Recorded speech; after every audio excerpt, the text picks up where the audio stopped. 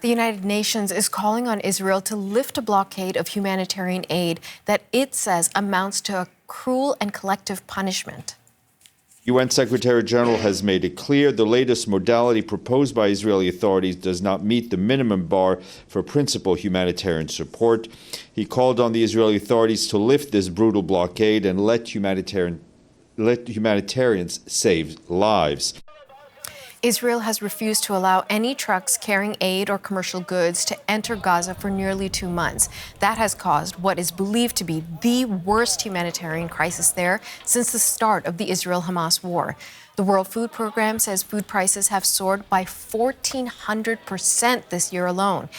Cases of acute child malnutrition are rapidly rising, which is considered a telltale sign of impending famine. And just breaking this morning, an aid ship that was on its way to Gaza has caught fire after an alleged drone attack off the coast of Malta. Now, this happened early this morning as it was about to pick up aid activists in Malta and then continue to Gaza. Anna Cunningham joins us now live from our London bureau with more on this. So, Anna, the details just coming out, but what are we learning at this point? Well, we're hearing, Natasha, from the Maltese Maritime Services. They say they had a mayday call from this vessel. It was just after midnight local time. I think we can show you some of the footage which this group of activists have shared to social media. Now, this is a pro-Gaza activist group. They're a coalition calling themselves the Freedom Flotilla. You can see the flashes in the dark there. They say this was one of their aid vessels heading to Gaza. They claim it was hit by a drone strike. Now, we have not been able to verify that claim, but clearly you can see, and also there is some sound on this video. You can hear an explosion and you can see the fire. Maltese authorities are saying that there were 12 crew on board, also 4 passengers.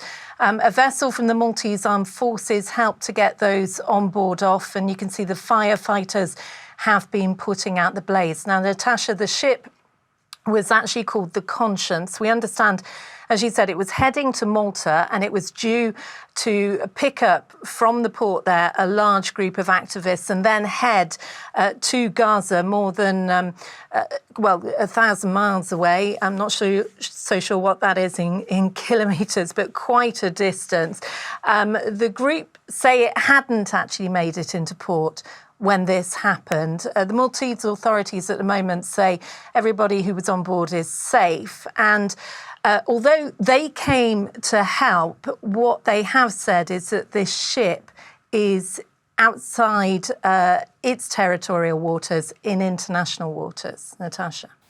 Let's return to the issue of the aid not getting into Gaza. This is an ongoing crisis on the ground. The blockade is still in place. Just give us a reminder, because it's been a few days since we've checked in on this story, Anna. What is the situation like right now on the ground?